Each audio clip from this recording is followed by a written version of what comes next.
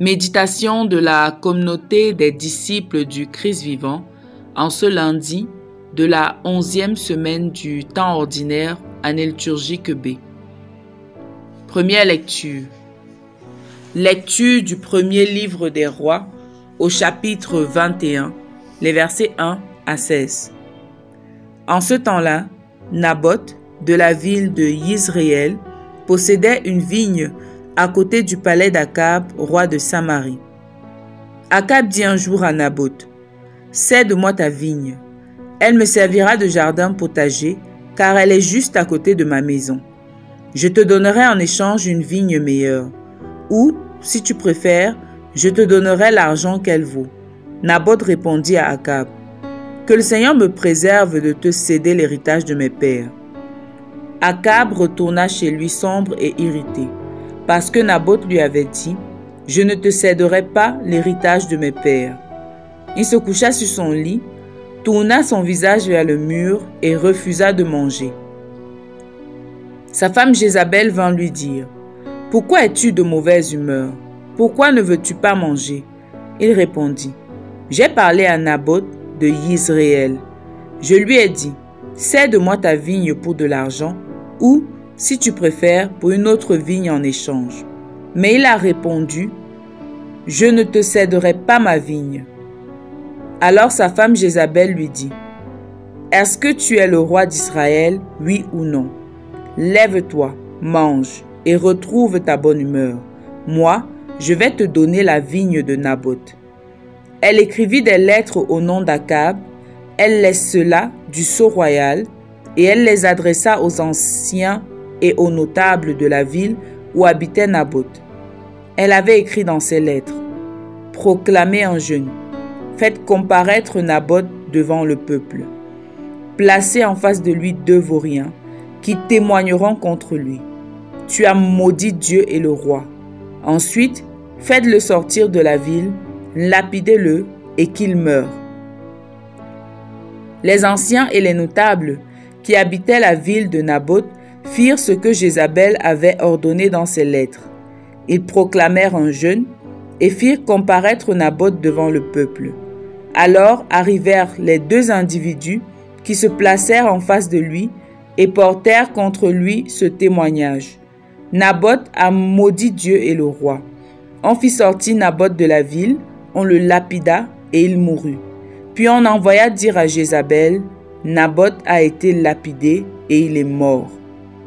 Lorsque Jézabel en fut informée, elle dit à Akab, va, prends possession de la vigne de ce Naboth qui a refusé de la céder pour de l'argent, car il n'y a plus de Naboth, il est mort. Quand Akab apprit que Naboth était mort, il se rendit à la vigne de Naboth et en prit possession. Parole du Seigneur. Méditation. Bien-aimés dans le Seigneur, Dieu soit loué en tout temps. L'Église continue de nous proposer la méditation du premier livre des rois, précisément les séquences entre le roi Akab et le prophète Élie. Le sujet du texte de ce jour est la vigne de Naboth. Naboth était un Israélite fidèle à Dieu et aux traditions de ses pères. Il respectait les lois de Dieu et ne pouvait pas vendre l'héritage de ses parents. Akab, quant à lui, incité par sa femme Jézabel, s'était détourné du Dieu d'Israël et servait les dieux Baal. S'étant ainsi éloigné du vrai Dieu, sa convoitise n'avait plus de limite. Quand nous sortons Dieu de nos vies, nous finirons par adorer les biens matériels et notre convoitise, qui n'aura pas de limite, nous conduira à notre perte. Un cœur qui n'est pas attaché à Dieu s'attachera aux biens de ce monde et les biens de ce monde finiront par le conduire à sa perte. Nous vous proposons de méditer en plus sur la figure de Jézabel, cette femme qui, au lieu de calmer les mauvais instincts du cœur de son mari, les attise plutôt. Bien-aimés dans le Seigneur, chaque conjoint doit être une véritable aide pour l'autre. Chacun doit aider l'autre à veiller sur son cœur, l'aider à y chasser les mauvais desseins, l'aider à éviter le mal et à faire le bien, l'aider à examiner ses convoitises pour voir si elles viennent de Dieu, l'aider à bannir les mauvais instincts de son cœur. Car le mariage dans le dessein de Dieu n'est pas une alliance pour le mal, mais pour le bien. Le couple Akab-Jézabel semble avoir fait une alliance pour le mal. Il s'agit d'un couple solidaire dans le mal. Jézabel fait le malheur du roi Akab et non son bonheur. Cette femme l'a entraîné dans beaucoup de maux. C'est elle qui le pousse à introduire au milieu du peuple d'Israël l'idolâtrie des dieux Baal et d'Astarté. C'est elle qui pousse Akab à mettre la tête du prophète Élie à prix. Elle pousse Akab à la tyrannie. C'est ainsi que bon nombre de conjoints entraînent leurs partenaires dans le mal. Akab convoite injustement la vigne de Naboth alors qu'il a déjà de nombreux biens matériels. Naboth refuse sa proposition. Akab n'a pas le projet d'insister, mais Jézabel l'incite à prendre cette vigne de force en abusant de son autorité de roi. Jézabel est une véritable incarnation de l'esprit satanique, l'esprit du mal. Elle aime le mal, pense le mal, fait le mal et fait faire le mal. Elle s'établit comme le Dieu de son mari Akab, car ce que Dieu refuse de lui donner, elle le lui donne. Bien-aimés, nous devons bien examiner avec qui nous nous marions. Ne nous marions pas avec des personnes qui refusent Dieu, qui n'aiment pas Dieu, qui ne sont pas en train de le servir au moment où nous voulons les épouser. Car nous n'avons aucune raison de croire et d'espérer qu'elles le serviront plus tard. Sûrement, Akab avait cru qu'il pouvait convertir Jézabel à croire au Dieu d'Israël. Mais hélas, c'est Jézabel qui l'a finalement converti au mal et aux idoles. Nous ne pouvons pas épouser un ennemi de Dieu avec l'ambition de le convertir. Nous ne sommes pas Dieu qui seul peut garantir la conversion d'une personne parce qu'il a le pouvoir de le faire. Épouser un mécréant ou une mécréante dans l'ambition de le convertir ou de la convertir est trop ambitieux. Lorsqu'on se marie avec un partenaire qui refuse Dieu, sachons que nous n'aurons pour beau-père que Satan.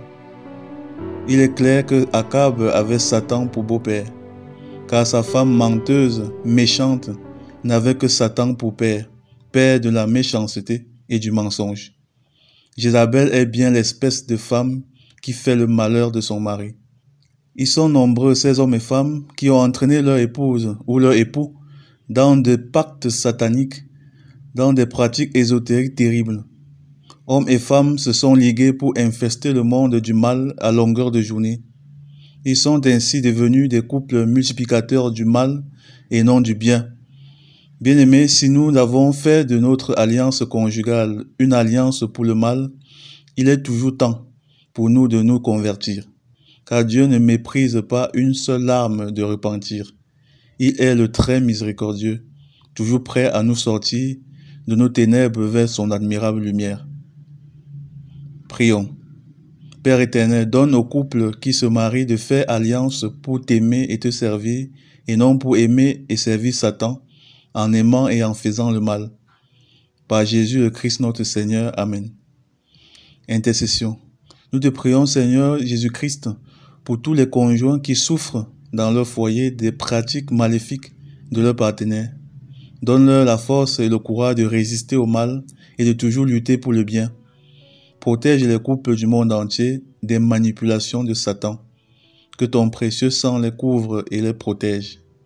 Vierge Marie, intercède pour nous. Exercice spirituel. Si nous avons le projet de nous marier, demandons au Seigneur la grâce de connaître le cœur de notre partenaire avant de le choisir comme époux ou épouse. Prions que Dieu nous donne un conjoint ami de Dieu et non de Satan. Si nous sommes déjà mariés, prions pour notre couple afin que le Seigneur le préserve de l'infiltration de l'esprit du mal. Et si cet esprit est déjà dans l'un ou dans nos deux cœurs, prions pour que le Seigneur nous en délivre. Loué soit Jésus-Christ. À jamais.